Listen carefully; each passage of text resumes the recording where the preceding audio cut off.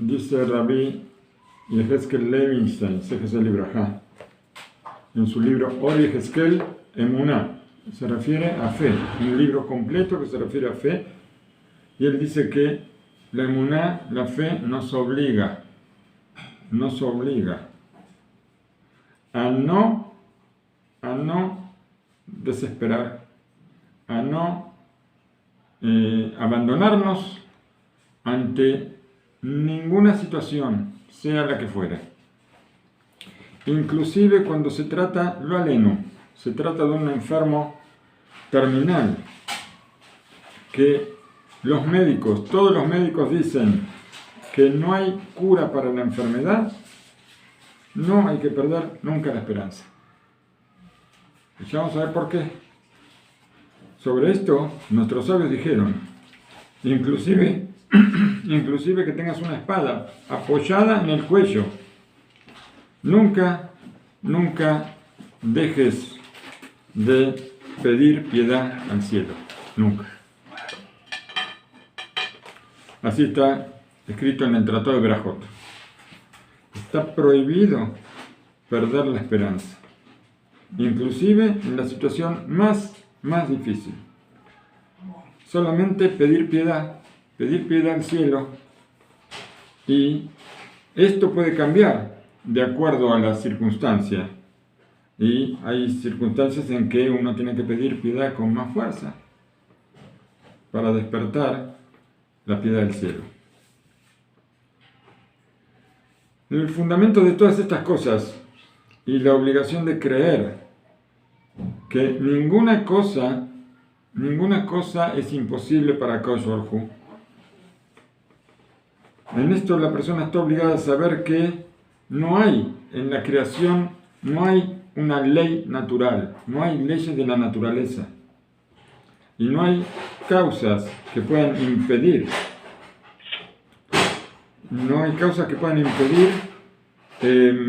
vamos a decir,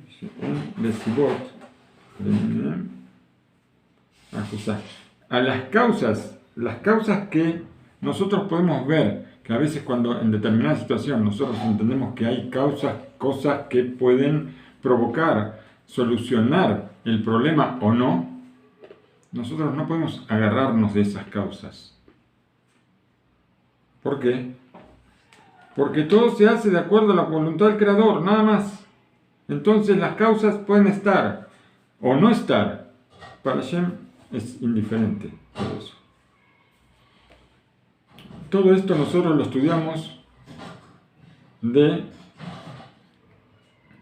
la queja que tiene Hashem con Sara y Meno. ¿Por qué Sara se ríe? Así le pregunta Hashem a Abraham Avinu. Y aparentemente es algo que podemos preguntarnos, ¿cómo es lógico que se ría? ¿Por qué no se va a reír? Una mujer después de 90 años, en la que no tuvo hijos, ahora, cuando le dicen que va a tener, seguro que se va a sorprender y también hasta poder reírse. ¿Y cómo va a tener familia si yo soy anciana? Así, bueno, ella no dijo exactamente eso, así le dijo Hashem a Abraham, que dijo eso ella dijo, mi marido es anciano. Pero no viene al caso ahora.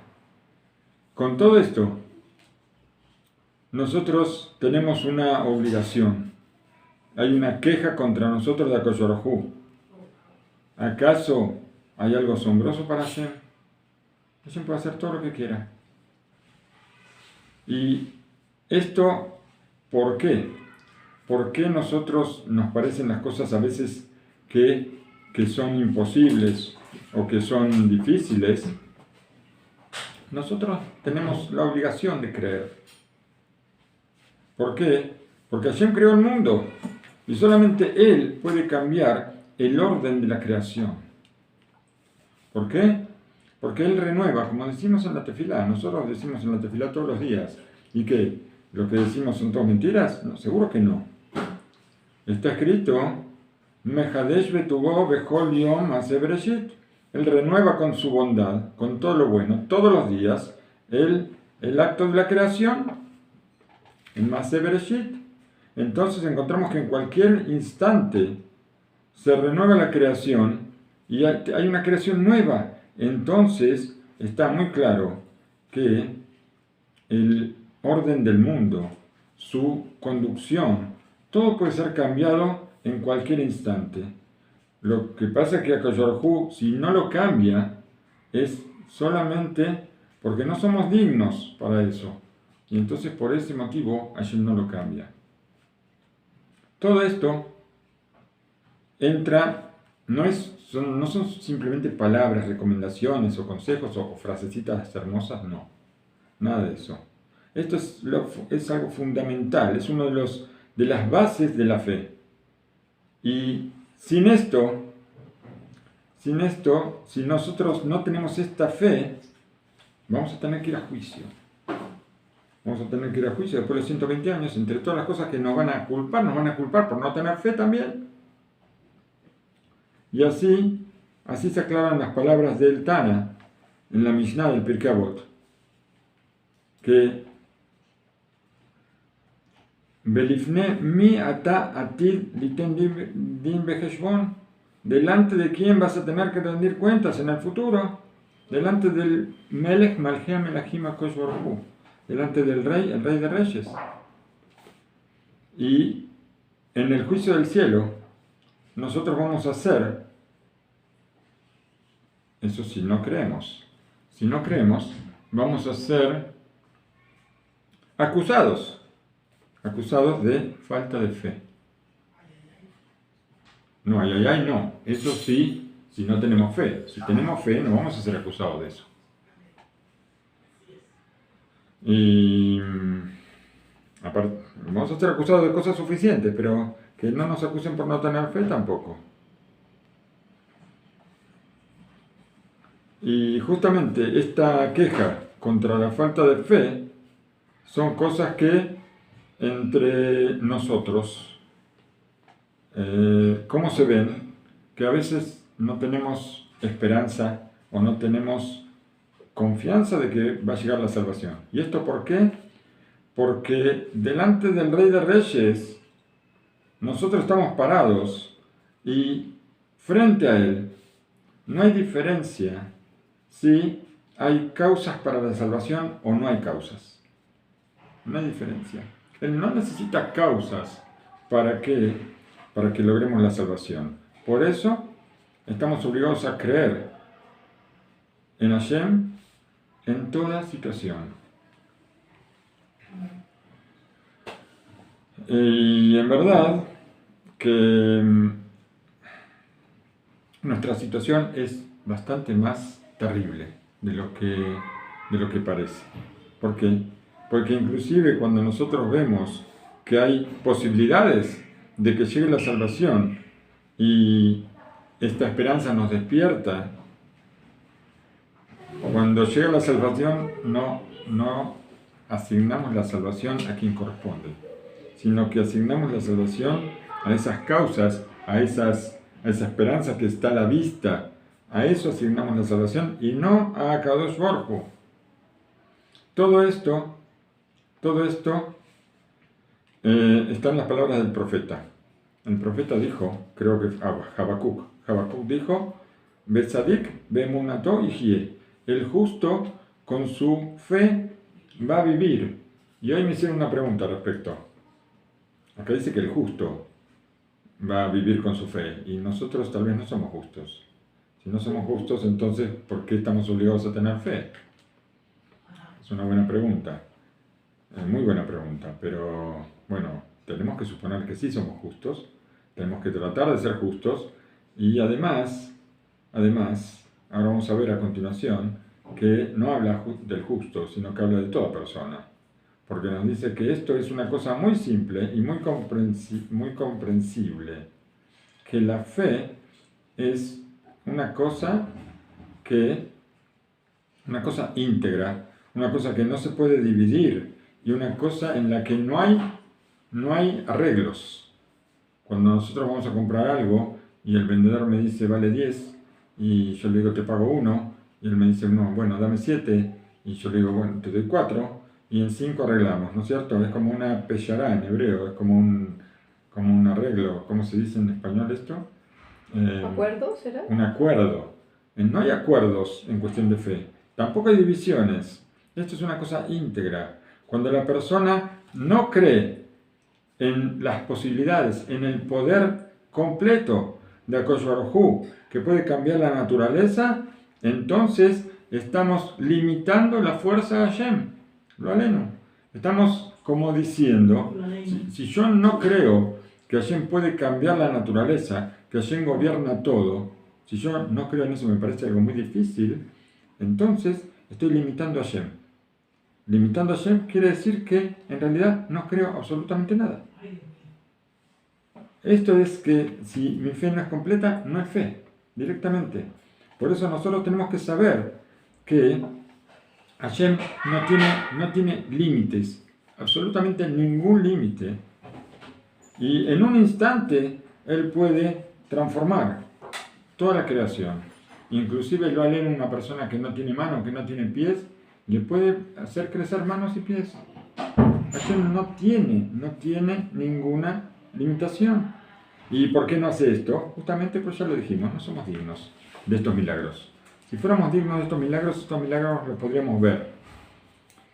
Si nosotros agregamos también algo que podemos ver, no solamente que nosotros buscamos siempre, a todas las cosas le buscamos causas, ¿sí? Si yo me resfrío, ¿es por qué? Porque salí desabrigado, porque tomé frío, porque me bañé con agua fría, no me sequé bien, salí mojado a la calle. Siempre encontramos alguna cosa, siempre. Alguna causa para cualquier cosa. Y esto no solamente que no es bueno, sino que hace daño también. ¿Por qué? Porque la salvación viene solamente en el momento que a Akadosh Baruj Hu le parece, o cuando a mí me parece que ya no hay esperanza. A mí me parece que ya se agotó todo, y entonces puede ser que ahí yo miro al cielo. Ahí llega la salvación. Antes no. Mientras yo estoy buscando causas, mientras yo estoy tratando de enseñarle a Hashem cómo me puede ayudar, pensando que si hago tal cosa, si hablo con tal persona, empiezo a buscar combinaciones. ¿Para qué? Para ayudarme, para ayudarlo como si fuera, para ayudarlo a Hashem a que me resuelva los problemas.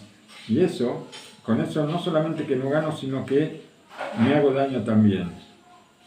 Cuando desaparecen todas las esperanzas, en ese momento es cuando llega la salvación en general. Como está escrito en Teilim, Raot Sadik u Mikulam y Atzilenu Hashem. Muchas cosas malas le pasan al justo y de todas las salva Hashem. Así dice Teilim en 34. Y la salvación de Hashem llega justamente en el momento que parece que muchas cosas malas nos están viniendo y como que no hay posibilidades para la salvación. ¿Y esto por qué? ¿Por qué Hashem hace esto? Él podría traer la salvación mucho antes de que yo vea las esperanzas cero.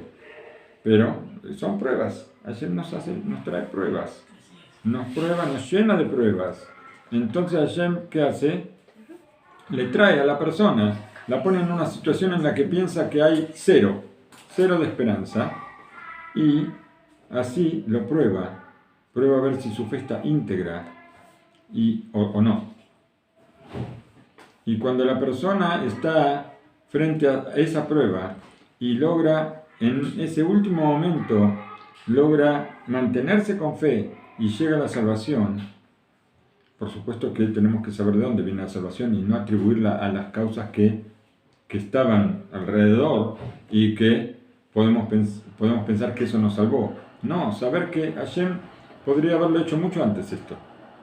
Podría haberlo hecho mucho antes y que Él no tiene diferencia. No hay diferencia para Él un momento antes o un momento después.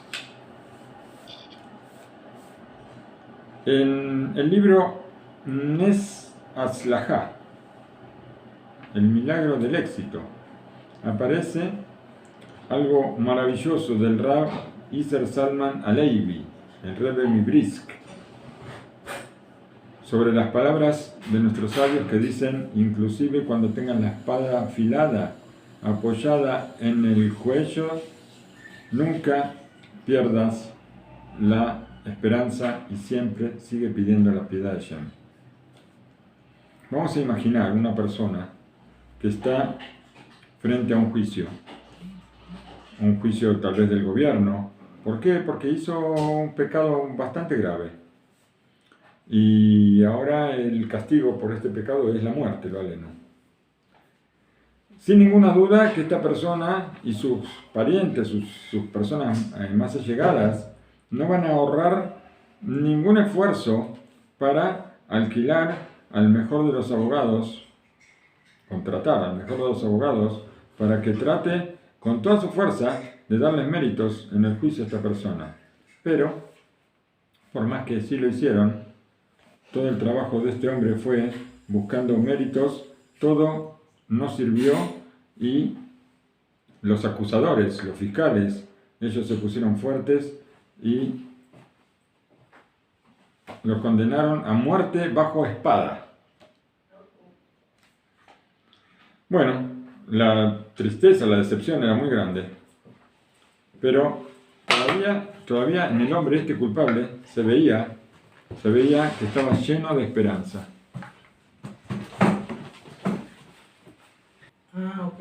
Bien, ahora, dijimos que la decepción era muy grande, pero el acusado estaba lleno de esperanza. Él sabía que había muchas posibilidades para anular el decreto, y entonces él estaba lleno de fuerza y también le pedía a su familia que hagan todo lo posible para cambiar el decreto. Lo que hicieron fue ir a un tribunal superior, un tribunal más importante del Estado. ¿Para qué? Para hacer una apelación y pedir que cambien el veredicto. Para esto contrataron otro abogado más importante y, bueno, invirtieron mucho dinero para salvar a este hombre, pero con todo eso también los fiscales se pusieron muy fuertes y el juicio quedó igual. Ahora ya la situación se ponía un poco más dura, pero todavía el hombre seguía lleno de esperanza. ¿Y qué iba a pedir? Iba a pedir al rey, le iba a pedir al mismo rey que lo perdone. Para eso contrataron gente especial, gente de mucha, vamos a decir, de la nobleza, para que ellos iban a aconsejar bien delante del rey a esta persona, iban a hablar sobre la situación que iba a pasar la familia, los chicos pequeños, la esposa que estaba enferma, lo aleno, y los padres de este hombre también, que eran muy ancianos, cómo iban a sufrir. En general, todas esas cosas, algunas veces lo dijimos, todas esas cosas a los juzgados, a los gobiernos no les interesa nada, todas esas cosas, ¿qué les importa? Pero a Koyorhu sí. Si una persona no tiene que sufrir, entonces esa persona no va a sufrir. Si el que le pase algo a una persona va a provocar el sufrimiento de alguien que no debe sufrir, entonces eso no va a pasar. Por eso ellos se apoyaron en todos, hablaron de los padres del hombre, de los hijos del hombre, de la esposa del hombre, todos involucrados. Y aparte cartas de recomendación y todo. Y la respuesta del rey no llegaba. Entendieron que las posibilidades eran pocas. Entonces, ¿qué hicieron? Trataron de insistir, aunque la esperanza ya era muy poca, de tratar de que llegue la respuesta del rey. Y esa presión que hicieron tuvo efecto. Y, a ver, con todas las personas allegadas a este hombre, los cercanos y los lejanos, todos trataron de tratar de que salga una resolución de parte del rey y para ver si podían salvarlo. hicieron todo lo que pudieron para salvarlo, pero también eso cayó en vacío. ¿Por qué? Porque el rey no tuvo la suficiente piedad, se mantuvo el decreto, y bueno, estaban todos ya muy con poca esperanza, la mayoría de la gente. Pero el acusado se lo veía todavía, a pesar de que ya faltaba muy poco, él todavía estaba esperando que iba a aparecer el milagro. Estaba esperando el milagro de alguna manera y todavía se lo veía bien, se lo veía con esperanza, no tanta como al principio, pero él no estaba desesperado para nada. Y aunque las personas ya está, la mayoría, ya ellos veían que no había nada que hacer, se los veía todos con caras muy amargadas, pero él todavía se lo veía que no había caído. Él todavía tenía vamos a decir, una esperanza no tan fuerte como antes, porque ya había pasado por muchas cosas, por varios juicios y por varias situaciones, no como antes, pero todavía había una chispa que todavía él sabía que algo iba a pasar y que se podía llegar a cambiar. Llegó el día que el encargado de la ejecución, él entró al cuarto donde estaba el acusado, él desenvainó la espada, la sacó de su estuche, la revisó, que estuviera bien filosa, que no tuviera ningún defecto, y por supuesto que los latidos del corazón de este hombre se empezaron a acelerar un poquito, pero todavía tenía una esperanza bastante fuerte. Tal vez esa esperanza iba disminuyendo a medida que pasaban los minutos, iba disminuyendo, pero él estaba esperando un milagro. Pero cuando le puso la espada en el cuello, cuando la apoyó en el cuello, ahí estaba bien filosa, y faltaba un instante separaba de la muerte nada más. Ahora ya no le quedaba ninguna esperanza, no había ninguna posibilidad, no veía ninguna causa, ninguna cosa que podía traerle el milagro y que podía separarlo. No había nada de esperanza y todo se perdió. ¿Y cómo termina esta historia? No sabemos, porque no la cuenta. Lo que nos habla sobre la esperanza de la persona. Cuando está la espada ahí, en ese momento también hay que tener la esperanza, no hay que perderla. Y hay que seguir pidiendo la piedad de Shem. Así terminó el Rebbe Mibrisk, terminó diciendo, todo se pierde cuando vivimos una vida sin fe. Si vivimos sin fe, todo se pierde. No interesa la situación, la esperanza no se pierde nunca, nunca. Este hombre la perdió, fue fuerte hasta el último momento, pero en el último momento la perdió. Y con eso pierde todo. Para nosotros, ¿qué podemos decir? Que inclusive que la espada esté apoyada en el cuello de la persona, no negarse al pedido de piedad. También en ese momento, cuando todo parece perdido, hay que rezar, hay que pedirle a Hashem, hay que confiar en Él, porque todavía hay esperanza.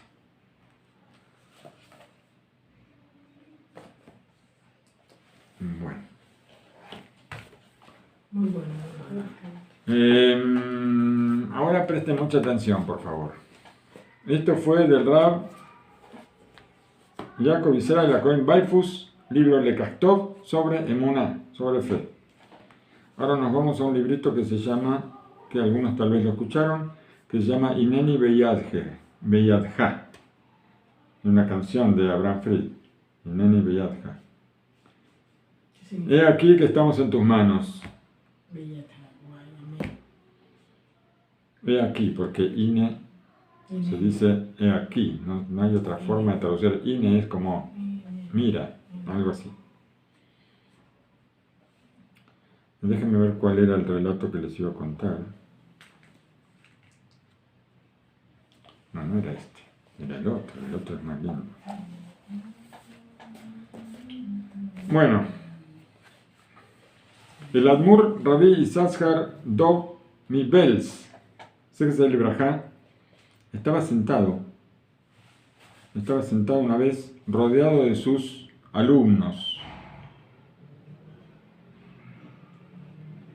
y les contó a ellos el siguiente relato. Vamos a escuchar qué le contó el Rebbe Mibels a sus alumnos. Cuenta sobre dos agricultores, debe ser, dos personas que tienen un campo, que eran vecinos y muy amigos. Vecinos y muy amigos. Y ellos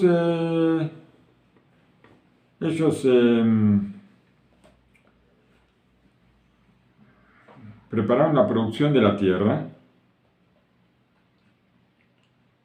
y habían hecho crecer, también en su tierra habían hecho crecer cabras.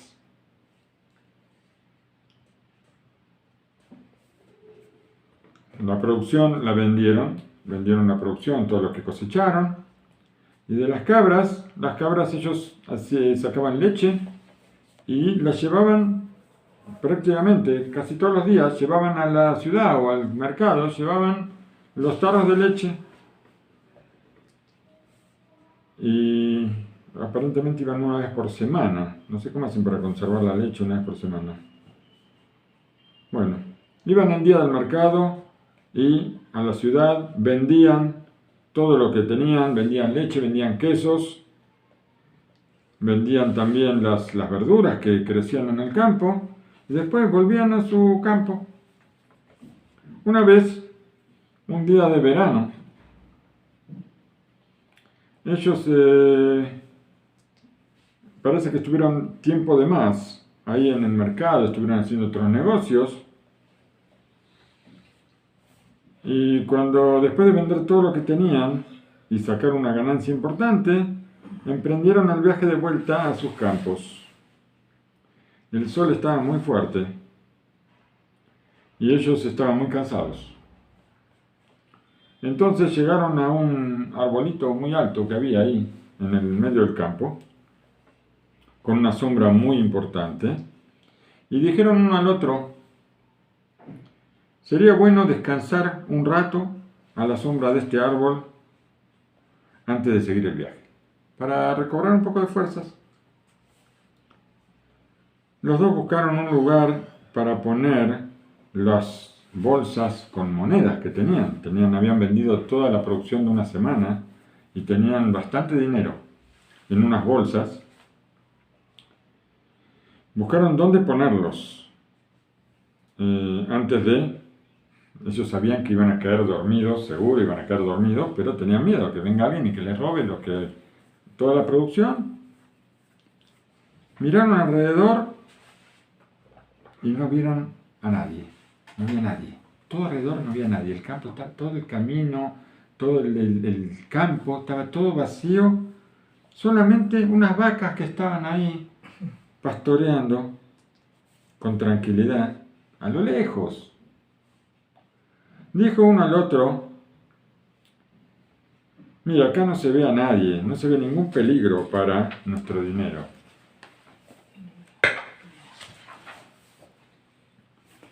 Es posible, dijo el otro, el amigo, es posible que no haya ningún peligro. ¿Y qué pasa si viene una vaca y se traga las bolsas con las monedas? ¿Qué va a pasar? ¿Qué vamos a hacer si se las traga? Decidieron atar las monedas, atarlas con unas sogas y ponerlas en una rama bien alta del árbol. Y así las vacas, es sabido, no pueden trepar a un árbol. Bueno, entonces hicieron eso y contentos los dos, tranquilos de que no va a pasar nada con el dinero, y se acostaron a dormir tranquilamente. Ellos no entendieron. Hay una regla muy básica. Cuando hay vacas, tiene que haber un pastor. Si hay vacas, hay un pastor. Las vacas no están solas. Si hay vacas, hay pastor. ¿Cierto o no? O si hay rebaño, hay pastor. Debe ser una frase de la Guimará, algo así.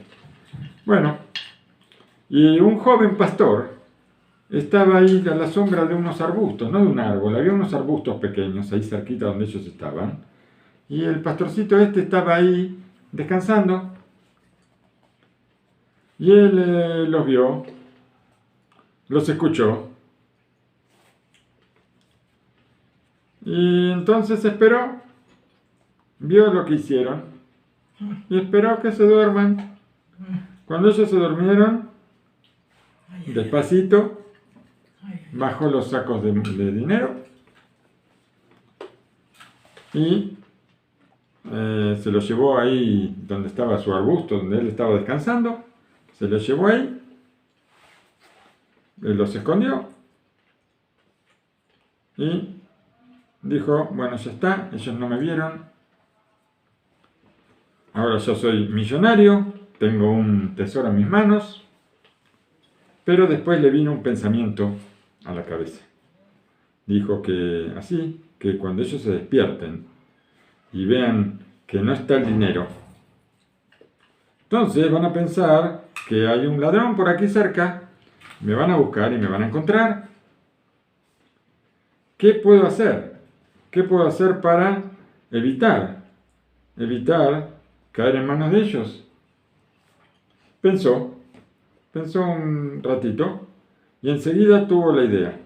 Él agarró y vació todas las monedas en un bolso que él tenía y llenó las bolsas de ellos con los excrementos de las vacas que estaban por ahí. Agarró, juntó y las llenó. Y después de eso, otra vez, despacito, sin hacer ruido, se subió al árbol y colgó las bolsas del árbol como estaban. Bien, las bolsas quedaron en el árbol y volvió ahí detrás del arbusto a descansar. Estaba descansando, siguió descansando y aparte quería ver qué pasaba. Se despertaron nuestros amigos y enseguida lo primero que hicieron fue mirar arriba al árbol. Cuando vieron que estaban las bolsas de dinero colgadas del árbol, se quedaron tranquilos. Respiraron hondo y Baruch Hashem. Entonces empezaron a juntar sus cosas y para seguir camino, pero cuando tomaron las bolsas eran un poquito blanditas. Tocaron la bolsa porque las tienen que bajar del árbol. No ponga esa cara. Las bolsas estaban blanditas, no había monedas adentro. Algo pasaba. Estaban demasiado blandas. Entonces, ¿qué hicieron? Las bajaron y vieron que también no estaban muy pesadas. No tenían tanto peso. Y ahora estaban extrañados. ¿Cómo puede ser que las bolsas no son las mismas bolsas?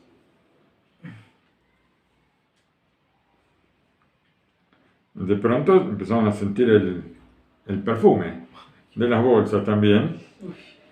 Y cuando abrieron, vieron que en lugar de monedas había lo que había. Ellos hicieron una mirada alrededor y con mucho miedo, llenos de miedo, pero no había nadie, no había nada, solamente el rebaño las vacas estas que estaban ahí tranquilamente, igual que como estaban antes, estaban ahora, ahí tranquilamente pastoreando. Otra vez volvieron a mirar las vacas, volvieron a mirar las bolsas, Y entonces trataron de entender qué es lo que estaba pasando. Dijeron, no hay ninguna duda. Las vacas están ahí y sus excrementos están aquí. Las vacas fueron las que hicieron esto. El otro le dice, ¿cómo puede ser? ¿Cuándo? ¿Desde cuándo las vacas trepan a los árboles? Y otra pregunta más. ¿Cómo puede ser que las vacas soltaron las bolsas del árbol? Y otra cosa más. ¿Por qué? ¿Por qué después de que se comieron las monedas, pues las monedas se las comieron, esa es la conclusión de ellos, se las comieron, ¿por qué después de que se comieron las monedas volvieron a llenar las bolsas con los excrementos? ¿Cómo puede ser? ¿Para qué? Llegaron a una conclusión. Son vacas extrañas. Son vacas extrañas. Todos los que estaban escuchando al revés se rieron. Todos se rieron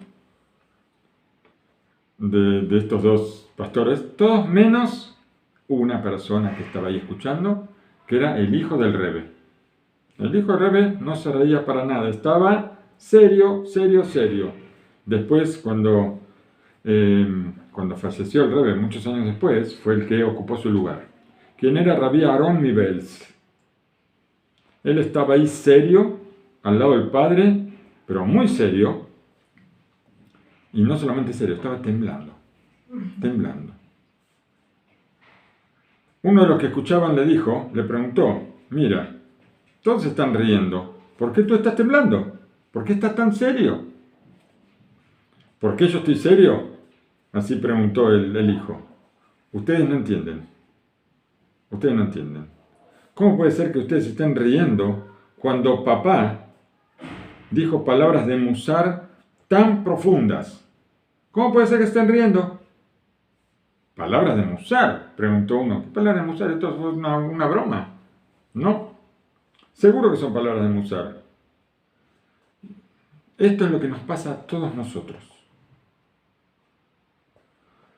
Tenemos un poco de dinero en nuestras manos y empezamos a hacer planes. Planes. Todo lo que nosotros pensamos de cómo vamos a utilizar ese dinero. Negocios que queremos concretar, ganancias que queremos recibir y conseguir. Nosotros hacemos un programa muy específico con determinadas actividades hasta que, para nuestra sorpresa, todo se da vuelta. Todo se da vuelta. No solamente que no ganamos, sino que, a pesar de todos los esfuerzos que hicimos, también perdimos. Entonces, abrimos nuestra bolsa de dinero de lo que teníamos y ahora la encontramos llena no de excremento de vacas, pero de otro tipo de cosas que no son exactamente dinero. Y ahora nos ponemos a pensar.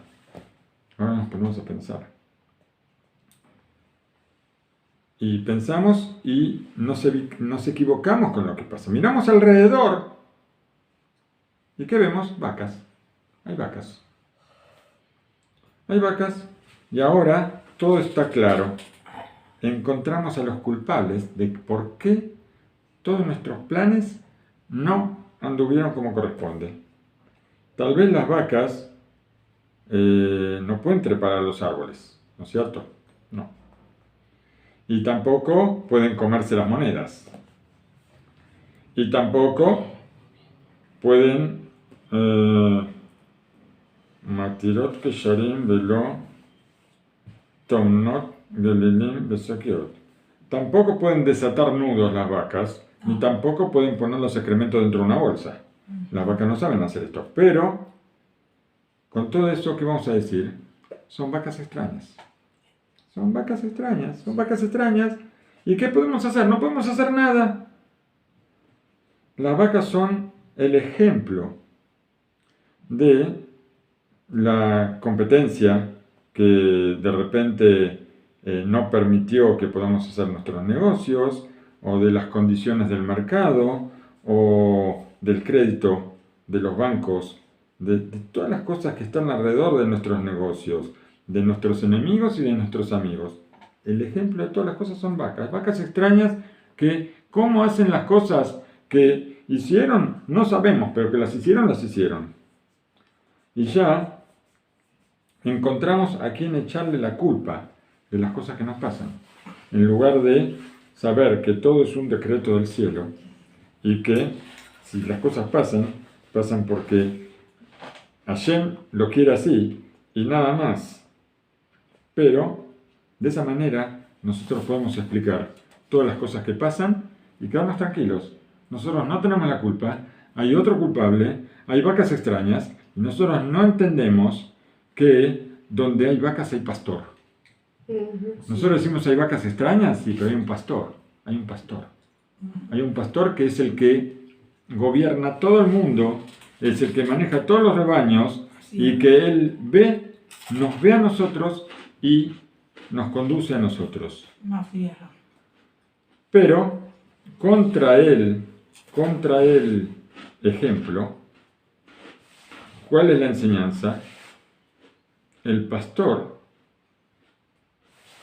Sadik Behol Derahab, Behasid Behol Maasav, es el justo en todos sus caminos y el piadoso en todas sus acciones.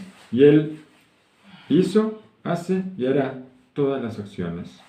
¿Y hasta cuándo nosotros vamos a